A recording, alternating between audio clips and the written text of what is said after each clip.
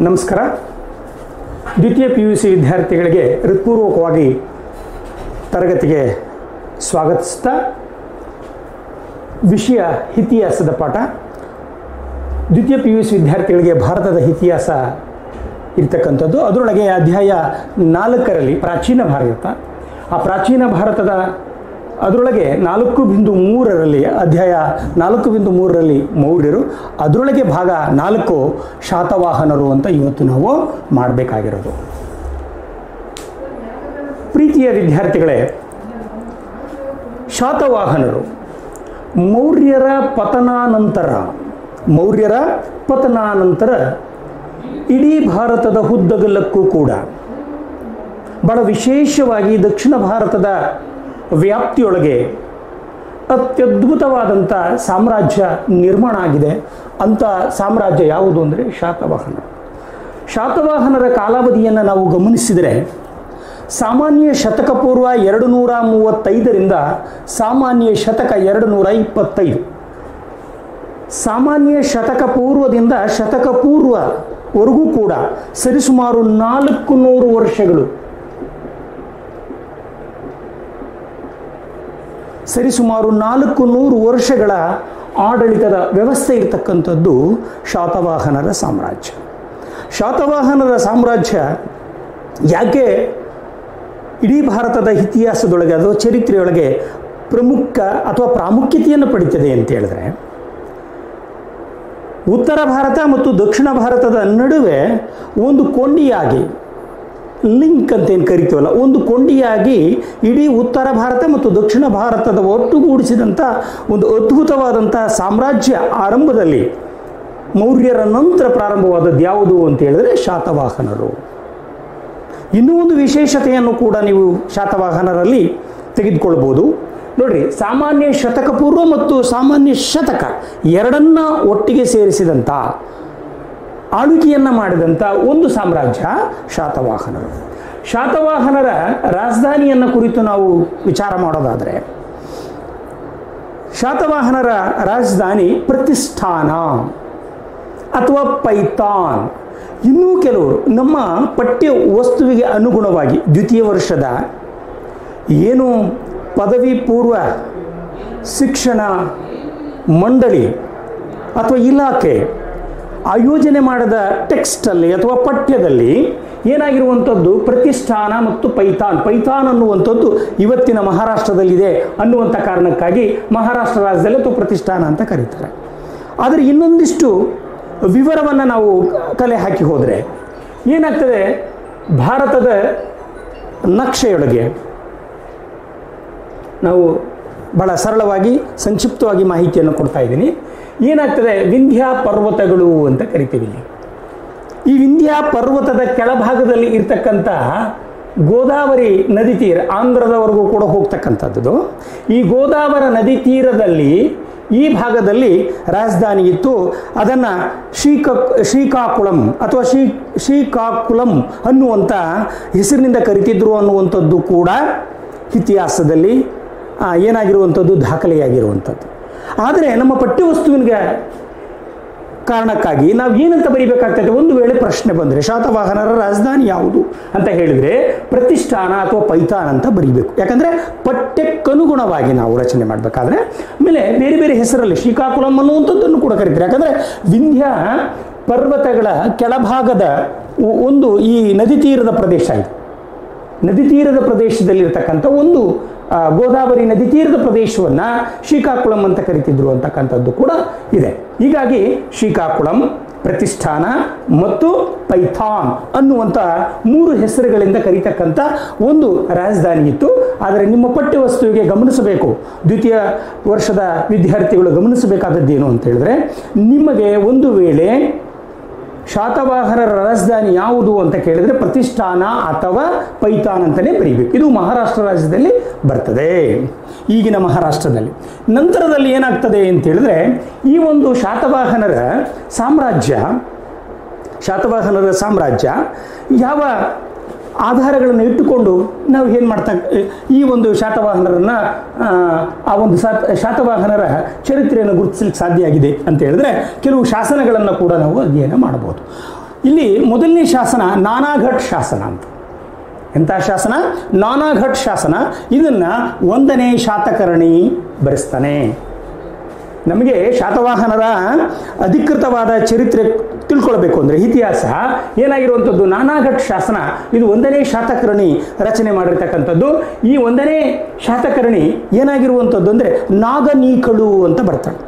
ಯಾರು ಈ ನಾಗನೀಕಳು ಅಂತ ಹೇಳಿದ್ರೆ, ಶಕ ಕ್ಷತ್ರಪರ ರಾಣಿಯಾಗಿರ್ತಕ್ಕಂಥ ನಾಗನೀಕಳನ್ನು ವಿವಾಹ ಆಗ್ತಾನೆ. ಅಂದರೆ ಯುದ್ಧದಲ್ಲಿ ಗೆದ್ದು ನಾಗಲೀಕಳನ್ನು ಏನು ಮಾಡ್ತಾನೆ, ಹೊತ್ಕೊಂಡು ಬಂದು, ಅಥವಾ ನಾಗಲೀಕಳನ್ನು ಮದುವೆ ಆಗ್ತಕ್ಕಂಥ ಒಂದು ಸನ್ನಿವೇಶಕ್ಕಾಗಿ 1ನೇ ಶಾತಕರ್ಣಿ ಬಹಳ ಪ್ರಸಿದ್ಧಿ ಪಡ್ತೇನೆ. ಅದು ವಿಶೇಷತೆ ಅನ್ನಿಸ್ತತೆ ಆ ಕಾಲಘಟ್ಟದಲ್ಲಿ ಅಂತಕ್ಕಂಥದ್ದು. 2ನೇ ಶಾಸನ ನಾಸಿಕ್ ಶಾಸನ. ಇವರ ವಿಚಾರವನ್ನು ತಿಳಿಸ್ತಕ್ಕಂಥ, ಅಂದರೆ ಶಾತವಾಹನರ ಇತಿಹಾಸವನ್ನು ತಿಳಿಸ್ತಕ್ಕಂಥ ಇನ್ನೊಂದು ಶಾಸನ ನಾಸಿಕ್ ಶಾಸನ. ನಾಸಿಕ್ ಈಗ ಮಹಾರಾಷ್ಟ್ರ ಭಾಗದಲ್ಲಿ ಬರ್ತದೆ. ಈ ನಾಸಿಕ್ ಶಾಸನ ಗೌತಮಿ ಪುತ್ರ ಶಾತಕರ್ಣಿ ಅಂತ. ಗೌತಮಿ ಪುತ್ರ ಶಾತಕರ್ಣಿ ಬರೆಸಿದ್ದು. ಅಂದರೆ ಗೌತಮಿ ಪುತ್ರ ಶಾತಕರ್ಣಿಯ ದಿಗ್ವಿಜಯಗಳಿಗೆ ಸಂಬಂಧಪಟ್ಟಂಥ ಒಂದು ಶಾಸನ ಇದು. ಈ ಶಾಸನವನ್ನು ಗೌತಮಿ ಪುತ್ರ ಶಾತಕರ್ಣಿಯ ತಾಯಿಯಾದಂಥ ಗೌತಮಿ ಬಾಲಾಶಿ ಹೊರಡಿಸಿದ್ದು. ಗೌತಮಿ ಬಾಲಾಶಿ ತನ್ನ ಮಗನ ದಿಗ್ವಿಜಯಕ್ಕಾಗಿದ್ದು ಭಾರತದ ಇತಿಹಾಸದಲ್ಲೇ ಬಹಳ ವಿಶೇಷತೆ ಅನ್ನಿಸುತ್ತೆ. ಯಾಕಂದರೆ ಒಬ್ಬ ತಾಯಿ ತನ್ನ ಮಗನ ದಿಗ್ವಿಜಯಗಳು ಮತ್ತು ಆಡಳಿತದ ಎಲ್ಲ ವಿಚಾರಗಳನ್ನು ತಿಳಿಸ್ತಕ್ಕಂಥ ಶಾಸನ ಬರೆಸಿದಂಥ ಒಂದು ಇತಿಹಾಸ ಇರ್ತಕ್ಕಂಥದ್ದು ಯಾವುದು ಅಂತ ಹೇಳಿದರೆ, ಗೌತಮಿ ಬಾಲಾಶಿ ಬಹಳ ಪ್ರಸಿದ್ಧಿ ಅನಿಸ್ತದೆ ಆ ಕಾಲಘಟ್ಟದಲ್ಲಿ. ಗೌತಮಿ ಬಾಲಾಶಿ ತನ್ನ ಮಗನ ದಿಗ್ವಿಜಯಕ್ಕೆ ಸಂಬಂಧಪಟ್ಟಂಥ ಶಾಸನವನ್ನು ಬರೆಸ್ತಾಳೆ. ಎಲ್ಲಿ ಅಂದರೆ ನಾಸಿಕ್ಕಲ್ಲಿ. ಹಾಗಾಗಿ ಇದನ್ನು ನಾಸಿಕ್ ಶಾಸನ ಅಂತ ಕರೀತಾರೆ. ತದನಂತರ ಬರ್ತಕ್ಕಂಥದ್ದು ಹಿರೇಹಡಗಲಿಯ ಶಾಸನ. ಕರ್ನಾಟಕದ ಶಾತವಾಹನರ ಬಗ್ಗೆ ಮಾಹಿತಿ ತಿಳಿಸ್ತಕ್ಕಂಥ ಕರ್ನಾಟಕದ ಏಕಮೇವ ಶಾಸನ ಯಾವುದು ಅಂತ ಹೇಳಿದ್ರೆ ಹಿರೇಹಡಗಲಿಯ ಶಾಸನ. ಇದು ಕರ್ನಾಟಕದಲ್ಲಿ ಬರ್ತದೆ. ಇದು ಕೂಡ ಶಾತವಾಹನರ ಆಡಳಿತ ಮತ್ತು ಶಾತವಾಹನರ ಸಾಮ್ರಾಜ್ಯವನ್ನು ಕುರಿತು ಮಾಹಿತಿಯನ್ನು ನೀಡತಕ್ಕಂಥ ಒಂದು ಶಾಸನವಾಗಿದೆ. 3 ಶಾಸನಗಳು, ಶಾತವಾಹನರ ಬಗ್ಗೆ ಮಾಹಿತಿ ಕೊಡ್ತಕ್ಕಂಥ 3 ಶಾಸನಗಳು ಇವಾಗ್ತವೆ. ಅದಾದಮೇಲೆ ಸಾಹಿತ್ಯಿಕ ಆಧಾರಗಳನ್ನು ನೋಡೋಣ. ಕೇವಲ ಶಾಸನಗಳಷ್ಟಲ್ಲ, ಸಾಹಿತ್ಯಿಕವಾಗಿ ಕೂಡ ಶಾತವಾಹನರ ಬಗ್ಗೆ ನಮಗೆ ಮಾಹಿತಿ ಇದೆ. ಗುಣಾಢ್ಯನ ಬೃಹತ್ ಕಥಾ ಅಥವಾ ಒಡ್ಡ ಕಥಾ ಅಂತ ಕರೀತಾರೆ. ಇವನು ಈ ಗುಣಾಢ್ಯ ಅನ್ನುವನು ಶಾತವಾಹನರ ದೊರೆ ಅಲ್ಲ, ಆದರೆ ಶಾತವಾಹನರ ಕಾಲಘಟ್ಟದಲ್ಲಿ ಸಮಕಾಲೀನನಾದಂಥವನು ಈ ಗುಣಾಢ್ಯನ ಬೃಹತ್ ಕಥಾ ಅಥವಾ ಒಡ್ಡ ಕಥಾ ಕೂಡ ಮಾಹಿತಿಯನ್ನು ಒದಗಿಸುತ್ತೆ ಶಾತವಾಹನರ ಬಗ್ಗೆ. ತದನಂತರ ಹಾಲ ಒಬ್ಬ ಪ್ರಸಿದ್ಧವಾದಂಥ ಶಾತವಾಹನರ ದೊರೆ ಹಾಲ.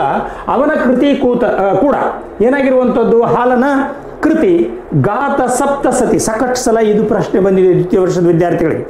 ಹಾಲನ ಕೃತಿಯನ್ನು ಹೆಸರಿಸಿ ಅಥವಾ ಗಾತ ಸಪ್ತಸತಿ ಕೃತಿಕಾರ ಯಾರು ಅಂತ ಕೂಡ ಪ್ರಶ್ನೆ ಬರ್ತದೆ, ಅಥವಾ ಬರೆದವರು ಯಾರು ಅಂತ ಕೇಳಿ. ಗಾತ ಸಪ್ತಸತಿಯನ್ನ ಬರೆದವರು ಹಾಲ. ಈ ಹಾಲನ ಗಾತ ಸಪ್ತಸತಿ ಕೂಡ ನಮಗೆ ಶಾತವಾಹನರ ಬಗ್ಗೆ ಮಾಹಿತಿಯನ್ನು ದೊರಕಿಸಿಕೊಡುತ್ತೆ. ಆಮೇಲೆ ಲೀಲಾವಯಿ ಅನ್ನುವಂಥದ್ದು ಕೂಡ ಈ ಒಂದು ಯಾರ್ದು ಹಾಲನ ಕೃತಿ, ಇದು ಕೂಡ ಮಾಹಿತಿಯನ್ನು ನೀಡುತ್ತದೆ ಅಂತಕ್ಕಂಥದ್ದು ಹೇಳ್ತಾರೆ. ತದನಂತರ ನೋಡ್ರಿ, ಇಂಥ ಒಂದು ಸಣ್ಣ ಸಾಮ್ರಾಜ್ಯ ಶಾತವಾಹನರದು, ಇಂಥ ಒಂದು ಸಣ್ಣ ಸಾಮ್ರಾಜ್ಯವಾದಂಥ ಶಾತವಾಹನರ ಬಗ್ಗೆ ರೋಮಲ್ಲಿರ್ತಕ್ಕಂಥ ಒಂದು ಕೃತಿ ಕೂಡ ಈ ವಿಚಾರವನ್ನು ಚರ್ಚಿಸುತ್ತೆ ಅಥವಾ ವಿಷಯ ತಿಳಿಸುತ್ತೆ ಅಂತ ಹೇಳಿದ್ರೆ ಅದು ಪೆರಿಕ್ಲಸ್ ಆಫ್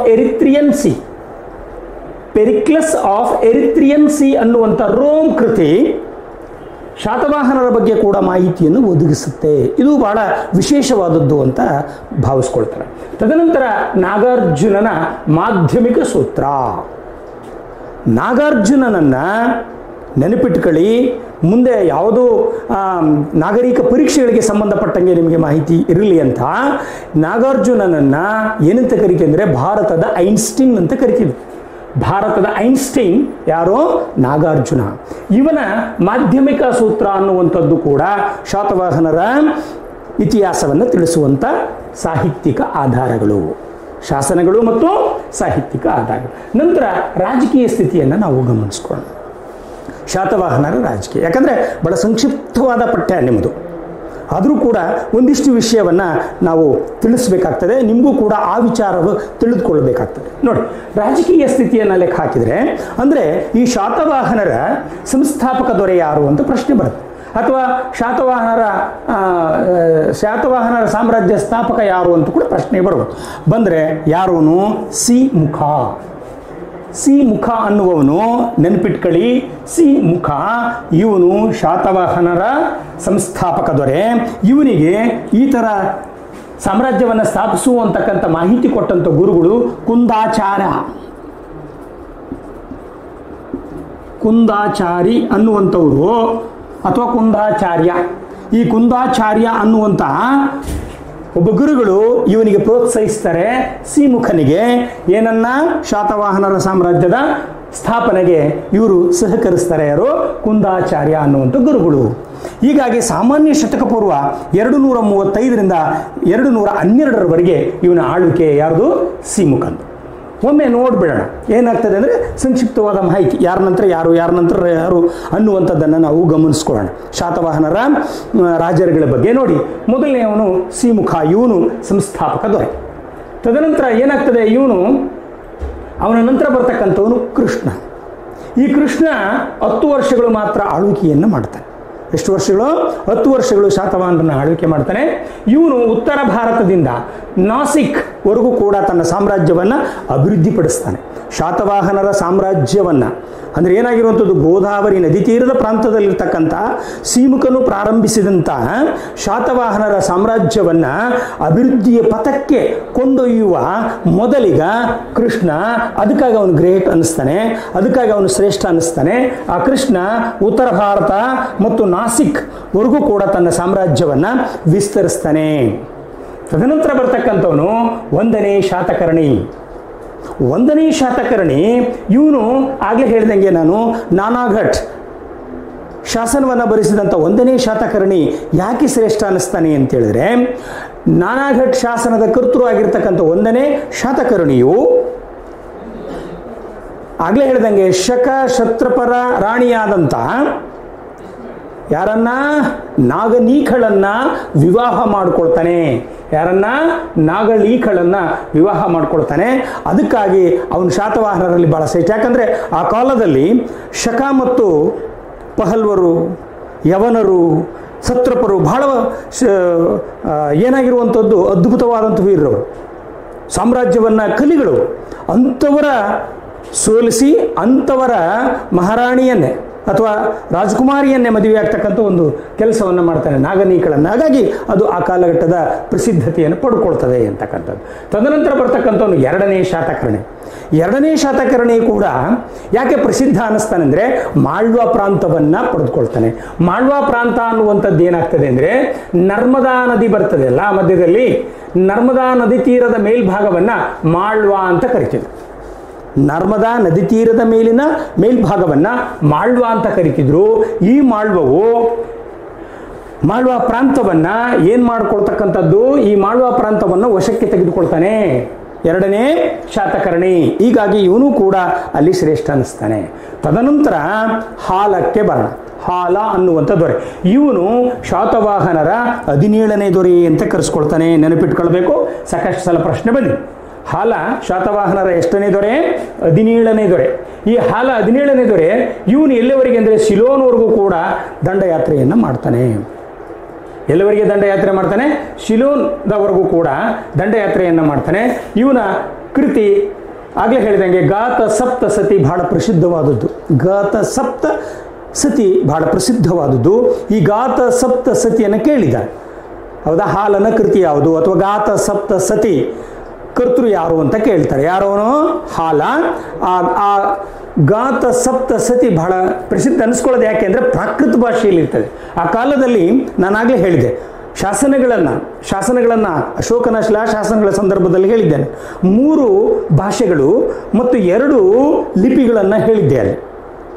ಅರ್ಥ ಆಯ್ತಾ? ಪ್ರಾಕೃತ್, ಪಾಲಿ, ಗ್ರೀಕ್ ಭಾಷೆಗಳು, ಲಿಪಿ ಬ್ರಾಹ್ಮಿ ಮತ್ತು ಖರೋಷ್ಠಿ ಅನ್ನುವಂಥದ್ದನ್ನು ಹೇಳಿ. ಹಾಗಾಗಿ ಪ್ರಾಕೃತ ಭಾಷೆಯಲ್ಲಿ ಇದು ರಚನೆಯಾಗಿರ್ತಕ್ಕಂಥದ್ದು.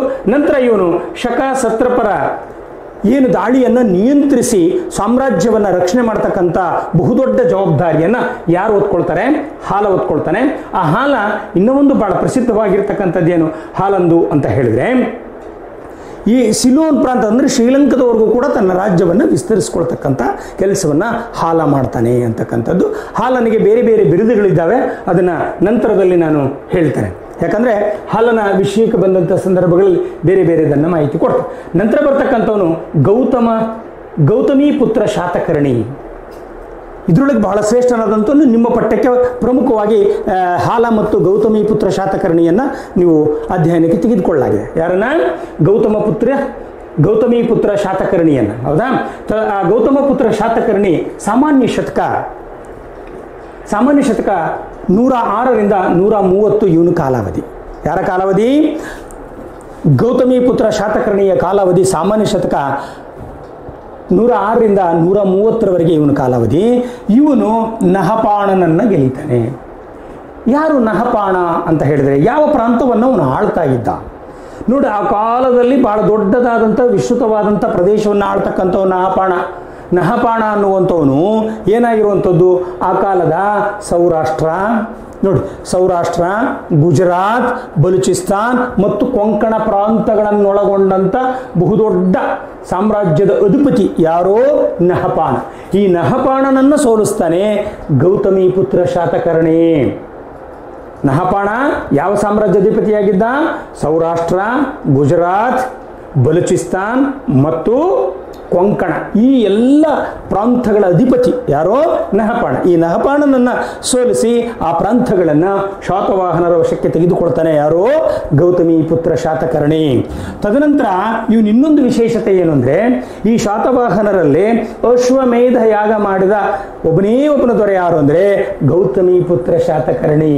ಅಶ್ವಮೇಧ ಯಾಗ ಮಾಡಿದ ಬಹುದೊಡ್ಡ ರಾಜ, ಸಾಮ್ರಾಜ್ಯದ ಅಧಿಪತಿ, ಶಾತವಾಹನರ ಅಧಿಪತಿ ಯಾರೋ ಗೌತಮಿ ಪುತ್ರ ಶಾತಕರ್ಣಿ ಅಶ್ವಮೇಧ ಯಾಗವನ್ನು ಮಾಡ್ತಾನೆ. ತದನಂತರ ಇವನು ಯಾರ್ಯಾರನ್ನ ಗೆಲ್ಲಿತಾನೆ? ಆ ಭಾಗದಲ್ಲಿ ಶಕರನ್ನ, ಯವನರನ್ನ, ಪಹಲ್ವರನ್ನ ಕೂಡ ಸೋಲಿಸಿ ಸಾಮ್ರಾಜ್ಯದ ವಿಸ್ತರಣೆಯನ್ನು ಮಾಡ್ತಾನೆ, ಸಾಮ್ರಾಜ್ಯದ ರಕ್ಷಣೆಯನ್ನು ಮಾಡ್ತಾನೆ, ಸಾಮ್ರಾಜ್ಯದ ಅಭಿವೃದ್ಧಿಯನ್ನು ಮಾಡ್ತಾನೆ. ಅದಕ್ಕಾಗಿ ಅವನಿಗೆ ಬಿರುದುಗಳಿವೆ. ಏನೇನು ಬಿರುದುಗಳನ್ನು ಕೊಡಲಾಗಿದೆ ನೋಡಿ. ತ್ರೈ ಸಮುದ್ರ ತೋಯ ಪೀತವಾಹನ, ಇದು ಕೂಡ ಸಾಕಷ್ಟು ಸಲ ಬನ್ನಿ. ಬಿರುದು ಗೌತಮಿ ಪುತ್ರ ಶಾತಕರ್ಣಿಯ ಬಿರುದುಗಳೇನು ಹೆಸರಿಸಿ ಅಂತ 2 ಅಂಕದ ಪ್ರಶ್ನೆಯಲ್ಲಿ ಕೂಡ ಕೇಳೋದು ನೋಡಿ. ತ್ರೈ ಸಮುದ್ರ ತೋಯ ಪೀತವಾಹನ. ಏನಿಲ್ಲಿ ತ್ರೈ ಅಂದರೆ 3 ಸಮುದ್ರದ, ತೋಯ ಅಂದರೆ 3 ಸಮುದ್ರಗಳಲ್ಲಿ ಕುದುರೆಗಳ ಕಾಲನ್ನು, ವಾಹನಗಳ ಕಾಲನ್ನು ತೊಯಿಸ್ಕೊಂಡು ಏನು ಪೀತ ಆ ಸಮುದ್ರದ ನೀರನ್ನು ಕುಡಿದ. ಅಂದರೆ ಅರ್ಥ ಏನು ಅಂದರೆ 3 ಸಮುದ್ರ ತೀರ ಪ್ರದೇಶಗಳನ್ನು ಗೆದ್ದವನು, ಅವನಿಗೆ ಸೋಲೆ ಇರಲಾರ್ದಂಥವನು. 3 ಸಮುದ್ರ ತೀರದ ಪ್ರದೇಶದ ಜನ ಅವನ ಸಾಮ್ರಾಜ್ಯಕ್ಕೆ ಒಳಪಟ್ಟಿದ್ರು ಅನ್ನುವಂಥ ಅಭಿಪ್ರಾಯವನ್ನು ತಿಳಿಸೋದಕ್ಕಾಗಿ ತ್ರೈ ಸಮುದ್ರ ತೋಯ ಪೀತವಾಹನ ಅನ್ನುವಂಥ ಬಿರುದನ್ನು ಕೊಡಲಾಗಿದೆ. ಯಾರಿಗೆ? ಗೌತಮಿ ಪುತ್ರ ಶಾತಕರ್ಣಿಗೆ. ತದನಂತರ ಶಕ, ಯವನ, ಪಹಲ್ವರ ನೋಡಿ ಇನ್ನೊಂದು ಬಿರುದು ಕೂಡ ಇದೆ ಅವನಿಗೆ. ಶಕ, ಯವನ, ಪಹಲ್ವ ನಿಷೂಧನ ಅನ್ನುವಂಥ ಬಿರುದು ಕೂಡ ಗೌತಮಿ ಪುತ್ರ ಶಾತಕರ್ಣಿಗಿದೆ. ಇನ್ನೊಂದು ಕೂಡ ಕುಲ ಪ್ರತಿಷ್ಠಾಪಕ, ಶಾತವಾಹನರ ಕುಲ ಪ್ರತಿಷ್ಠಾಪಕ ಅಂತಕ್ಕಂಥದ್ದು ಕೂಡ ಬಿರುದಿದೆ. ಯಾರಿಗೆ? ಗೌತಮಿ ಪುತ್ರ ಶಾತಕರ್ಣಿಗೆ. ತದನಂತರ ಅವನತಿ ಹೇಗಾಯ್ತು? ಇಷ್ಟೊಂದು ಅದ್ಭುತವಾದಂಥ ಒಂದು ಸಾಮ್ರಾಜ್ಯ ಅವನತಿಯ ಅಂತಕ್ಕೆ ಬರಲಿಕ್ಕೆ ಕಾರಣ ಏನು? ಅವನತಿಯ ಅಂತಕ್ಕೆ ಬರಲಿಕ್ಕೆ ಕಾರಣ ಏನು ಅಂತ ಹೇಳಿದ್ರೆ, ನಂತರ ಏನಾಗ್ತದೆ? ಗೌತಮಿ ಪುತ್ರ ಶಾತಕರ್ಣಿಯ ನಂತರ ಬರ್ತಕ್ಕಂಥವರು ವಶಿಷ್ಠ ಪುತ್ರ ಪುಲಮಾಯಿ. ಇದೊಂದು ಮಾಹಿತಿ ಕೊಟ್ಟು ಅವನತಿಗೆ ಹೋಗೋಣ. ಏನಾಗ್ತದೆ ಅಂತ ಹೇಳಿದ್ರೆ ನೋಡಿ, ಹಾಲನ ನಂತರ ಗೌತಮಿ ಪುತ್ರ ಶಾತಕರ್ಣಿಯ ನಂತರ ವಶಿಷ್ಠ ಪುತ್ರ ಪುಲಮಾಯಿ. ಇವನು ಕೂಡ ಪ್ರಸಿದ್ಧ ಅನ್ನಿಸ್ತಾನೆ. ಯಾಕೆ ಅಂದರೆ ಇವನನ್ನು ಆಂಧ್ರ ರಾಜ ಅಂತ ಕರೀತಾರೆ. ಅಮರಾವತಿ ಇವತ್ತಿನ ಬಹುದೊಡ್ಡ ಕಲಾ ಕೇಂದ್ರವಾಗಿ ವಾಸ್ತುಶಿಲ್ಪದ ಕೇಂದ್ರವಾಗಿರ್ತಕ್ಕಂಥ ಆಂಧ್ರ ಪ್ರದೇಶದ ಏನು ಅಮರಾವತಿ ಇದೆ, ಅಮರಾವತಿಯ ನಿರ್ಮಾಣ ಪ್ರಾರಂಭವಾಗಿದ್ದೆ ವಶಿಷ್ಠಪುತ್ರ ಪುಲಮಾಯಿಯಿಂದ ಅನ್ನುವಂಥ ಮಾಹಿತಿ ಕೂಡ ಇದೆ, ಲಭ್ಯ ಇದೆ. ಹಾಗಾಗಿ ಅಮರಾವತಿಯ ಸ್ತೂಪವನ್ನು ಸ್ಥಾಪನೆ ಮಾಡಿದಂಥವನು, ಅಮರಾವತಿಯ ಸ್ತೂಪವನ್ನು ಪ್ರಾರಂಭಿಸಿ ಅಥವಾ ಸ್ಥಾಪನೆ ಮಾಡಿದಂಥವನು ವಶಿಷ್ಠಪುತ್ರ ಪುಲಮಾಯಿ. ಅದಕ್ಕಾಗಿ ಇವನನ್ನು ಆಂಧ್ರ ರಾಜ ಅನ್ನುವಂಥ ಬಿರುದಿನಿಂದನೂ ಕೂಡ ಕರೀತಿದ್ರು. ಕೊನೆಯದಾಗಿ ಯಾರು ಪ್ರಶ್ನೆ ಬರ್ತದೆ, ಶಾತವಾಹನರ ಕೊನೆಯ ದೊರೆ ಯಾರು ಅಂದರೆ ಯಜ್ಞಶ್ರೀ ಶಾತಕರ್ಣಿ ಅಂತ. ಯಜ್ಞಶ್ರೀ ಶಾತಕರ್ಣಿ ಏನಾಗಿರುವಂಥದ್ದು ಶಾತವಾಹನರ ಕೊನೆಯ ದೊರೆ. ಅವನ ನಂತರ ಬಂದಂಥ ದೊರೆಗಳು ಅಸಮರ್ಥರಿರೋದರಿಂದ ಏನಾಗ್ತದೆ, ಶಕರು, ಕದಂಬರು, ಪಲ್ಲವರು ಇವರೆಲ್ಲರೂ ಕೂಡ ಯಾರನ್ನ ಶಾತವಾಹನರ ಸಾಮ್ರಾಜ್ಯವನ್ನು ಅಂತ್ಯಗೊಳಿಸ್ತಾರೆ. ಅವನತಿಗೆ ಇವರ ದಾಳಿ ಕೂಡ ಕಾರಣ ಆಗ್ತದೆ. ಶಕರು, ಯವನರು, ಕದಂಬರು, ಪಲ್ಲವರು. ತದನಂತರ ಅವರ ಆಡಳಿತದ ವ್ಯವಸ್ಥೆಯನ್ನು ನಾವು ಸಂಕ್ಷಿಪ್ತವಾಗಿ ಗಮನಿಸೋದಾದರೆ ಅವರು ಹಲವು ವಿಭಾಗಗಳನ್ನು ವಿಭಜಿಸಿಕೊಂಡಿದ್ದರು. ಮೌರ್ಯರ ಆಡಳಿತದ ಪದ್ಧತಿಯಂತೆ ಇವರೂ ಕೂಡ ತಮ್ಮ ಸಾಮ್ರಾಜ್ಯವನ್ನು ವಿಭಜಿಸಿಕೊಂಡು ಆಡಳಿತವನ್ನು ಮಾಡ್ತಾ ಇದ್ರು. ನೋಡಿ, ಸಾಮ್ರಾಜ್ಯದ ನಂತರ ಅದನ್ನು ವಿಭಜನೆ ಜನಪದ, ಆಹಾರ, ವಿಷಯ, ನಿಗಮ, ಗ್ರಾಮ ಅಂತ ಮಾಡ್ಕೊಂಡಿದ್ರು. ನೋಡಿ, ಸಾಮ್ರಾಜ್ಯ ಅಂದರೆ ಇವತ್ತಿನ ಕೇಂದ್ರ ಸರ್ಕಾರ ಇದ್ದಂಗೆ, ಜನಪದ ಅಂದರೆ ರಾಜ್ಯ ಇದ್ದಂಗೆ, ಆಹಾರ ಅಂದರೆ ಜಿಲ್ಲೆಗಳಿದ್ದಂಗೆ, ವಿಷಯ ಅಂದರೆ ತಾಲೂಕುಗಳಿದ್ದಂಗೆ, ಇವು ಏನಾಗಿರುವಂಥದ್ದು ಇದು ಒಂದು ಪಟ್ಟಣದ ವ್ಯವಸ್ಥೆಯಲ್ಲಿದ್ದಂಗೆ. ನಂತರ ಗ್ರಾಮ. ಹೀಗಾಗಿ ಸಾಮ್ರಾಜ್ಯವನ್ನು ಮಹಾರಾಜ ನೋಡ್ಕೊಳ್ತಾ ಇದ್ದ. ಆಮೇಲೆ ಜನಪದವನ್ನು ರಾಜಕುಮಾರರು ನೋಡ್ಕೊಳ್ತಾ ಇದ್ರು. ತದನಂತರ ಆಹಾರವನ್ನು ಅಮಾತ್ಯರು ನೋಡ್ಕೊಳ್ತಾ ಇದ್ರು. ವಿಷಯವನ್ನು ವಿಷಯಪತಿ ನೋಡ್ಕೊಳ್ತಾ ಇದ್ದ. ನಿಗಮಗಳನ್ನು ಅಲ್ಲಿಯ ಸ್ಥಾನಿಕರು ನೋಡ್ಕೊಳ್ತಾ ಇದ್ರು. ನಂತರ ಗ್ರಾಮವನ್ನು ಗ್ರಾಮೀಣಿಗಳು ನೋಡ್ಕೊಳ್ತಾ ಇದ್ರು. ಇದು ಆಡಳಿತದ ಪದ್ಧತಿ. ಹೀಗೆ ಮೌರ್ಯರು ತಮ್ಮ ಆಡಳಿತದ ವಿಭಾಗಗಳನ್ನು ಮಾಡಿಕೊಂಡಿದ್ರು. ಹಾಗೆ ವಿಭಾಗಗಳನ್ನು ಮಾಡಿಕೊಂಡು ಅದಕ್ಕೆ ಸೂಕ್ತ ಆಡಳಿತ ಅಧಿಕಾರಿಗಳನ್ನು ನೇಮಿಸಿಕೊಂಡು ಈ ರೀತಿ ಒಂದು ತಮ್ಮ ಆಡಳಿತದ ಸುಭದ್ರತೆಯನ್ನು ಕಲ್ಪಿಸಿಕೊಂಡಿದ್ರು. ಯಾರು? ಶಾತವಾಹನರು. ನಂತರ ಅಲ್ಲಿಯ ಯಾವ್ಯಾವ ನಾಣ್ಯಗಳು ಚಲಾವಣೆಗೆ ತಂದಿದ್ರು. ದಿನಾರ್, ಗದ್ಯಣ ಮತ್ತು ಕರ್ಷಪಣ ಅನ್ನುವಂಥದ್ದೇನಿದೆಯಲ್ಲ, ಈ ಕರ್ಷಪಣ ಬಹಳ ಪ್ರಸಿದ್ಧವಾದಂಥ ತಾಮ್ರದ ನಾಣ್ಯ. ಇನ್ನೂ ಒಂದು ಹೇಳೋದು ನಾನು ಮರ್ತೆ ಅನಿಸ್ತದೆ. ಈ ಯಜ್ಞಶ್ರೀ ಕೊನೆಯ ದೊರೆಯಾಗಿರ್ತಕ್ಕಂಥವನು ಅಲ್ಲಿ ಅರಕೇಡ್ ಅಂತಕ್ಕಂಥ ಒಂದು ಸಮುದ್ರ ತೀರ ಪ್ರದೇಶದಲ್ಲಿ ಒಂದು ನಾಣ್ಯ ದೊರೆತಿದೆ. ಆ ನಾಣ್ಯದಲ್ಲಿ ಏನು ಚಿತ್ರ ಇದೆ ಅಂದರೆ ಹಡಗು ಮತ್ತು ಮೀನಿನ ಚಿತ್ರ ಇದೆ ಅಂತ. ಅಂದರೆ ಅರ್ಥ ಏನು ಅಂದರೆ ಇವರು ವಾಣಿಜ್ಯ ವ್ಯವಹಾರಗಳನ್ನು ಹೊರದೇಶಗಳಲ್ಲಿ ಕೂಡ ಮಾಡುತ್ತಿದ್ರು ಅನ್ನುವಂಥ ಅಭಿಪ್ರಾಯವನ್ನು ಇರ್ತಕ್ಕಂಥದ್ದು ಅನ್ನುವಂಥದ್ದು. ನಂತರ ವಾಣಿಜ್ಯ ಕೇಂದ್ರಗಳನ್ನು ನಾವು ಗಮನಿಸ್ಕೊಳ್ಳೋಣ. ಆಮೇಲೆ ಇನ್ನೊಂದು ನಾನು ಇಲ್ಲಿ ಹೇಳಬೇಕಾದದ್ದು ಏನು, ಗೌತಮಪುತ್ರ ಶಾತಕರ್ಣಿ ತಾನು ಗೆದ್ದ ನಂತರ ಸಾಮ್ರಾಜ್ಯವನ್ನು ನಹಪಾಣನ ನಾಣ್ಯವನ್ನು ಏನು ಮಾಡ್ತಾನೆ, ಮರುಮುದ್ರಣಗೊಳಪಡಿಸಿ ತನ್ನ ಚಿತ್ರವನ್ನು ಹಾಕಿ ಬೆಳ್ಳಿಯ ನಾಣ್ಯಗಳನ್ನು ಮರುಮುದ್ರಣವನ್ನು ಮಾಡ್ತಕ್ಕಂಥ ಕೆಲಸ ಮಾಡ್ತಾನೆ. ಅಂದರೆ ಏನಾಗಿರುವಂಥದ್ದು, ಯಾರ್ದು ನಹಪಾಣನ ನಾಣ್ಯಗಳನ್ನು, ಬೆಳ್ಳಿಯ ನಾಣ್ಯಗಳನ್ನು ಅವನಿಂದ ಮತ್ತೊಮ್ಮೆ ಮರುಮುದ್ರಣಗೊಳಿಸಿ ಅದರ ಮೇಲೆ ತನ್ನ ಚಿತ್ರಣವನ್ನು ಹಾಕಿ ಏನು ನಾಣ್ಯಗಳನ್ನು ಚಲಾವಣೆಗೆ ತಂದಂಥ ವ್ಯಕ್ತಿಯಾಗಿದ್ದ ಯಾರು? ಗೌತಮಪುತ್ರ ಶಾತಕರ್ಣಿ ಅನ್ನುವಂಥ. ನೋಡಿ, ದಿನಾರ್, ಗದ್ಯಾಣ, ಕರ್ಷಪಣ ಇವು ತಾಮ್ರದ ನಾಣ್ಯಗಳದು. ನಂತರ ವಾಣಿಜ್ಯ ಕೇಂದ್ರಗಳು ನೋಡಿ, ಬ್ರೂಚ್, ನಾಗಾರ್ಜುನಕೊಂಡ ಮತ್ತು ಗೋವಾದ ತೀರ ಪ್ರದೇಶಗಳು ಕೂಡ ಇವರ ವಾಣಿಜ್ಯ ಕೇಂದ್ರಗಳಾಗಿದ್ದವು ಅಂತ ನಿಮಗೆ ಭಾಳ ಪ್ರಮುಖವಾಗಿ ಬರ್ತಕ್ಕಂಥದ್ದು ಕಲೆ ಮತ್ತು ವಾಸ್ತುಶಿಲ್ಪಕ್ಕೆ ಸಂಬಂಧಪಟ್ಟಂತೆ ಶಾತವಾಹನರ ವಾಸ್ತುಶಿಲ್ಪ ಕೇಂದ್ರಗಳನ್ನು ಹೆಸರಿಸಿ ಅಂತ ಸಾಕಷ್ಟು ಸಲ ಕೇಳ್ತಾನೆ. ಅವುಗಳಲ್ಲಿ ಅಮರಾವತಿ, ನಾಗಾರ್ಜುನಕೊಂಡ, ಕಾರ್ಲೆ, ನಾಸಿಕ್, ಕನ್ಹರಿ ಅನ್ನುವಂಥವುಗಳನ್ನು ನೀವು ಹೆಸರಿಸಬಹುದು. ಇಲ್ಲಿ ಈ ವಾಣಿಜ್ಯ ಕಲೆ ಮತ್ತು ವಾಸ್ತುಶಿಲ್ಪಕ್ಕೆ ಸಂಬಂಧಪಟ್ಟಂಗೆ 3 ರೀತಿಯ ವಿಭಾಗಗಳನ್ನು ಅವ್ರು ಮಾಡ್ಕೊಳ್ಳೋದು: ಚೈತ್ಯ, ವಿಹಾರ ಮತ್ತು ಸ್ತೂಪ. ನಾನು ಆಗಲೇ ಹೇಳಿದ್ದೀನಿ, ಚೈತ್ಯ ಅಂತ ಹೇಳಿದರೆ ಏನು ಅನ್ನುವಂಥದ್ರ ಬಗ್ಗೆ ಕೂಡ ನಾವು ಗಮನಿಸಬಹುದು.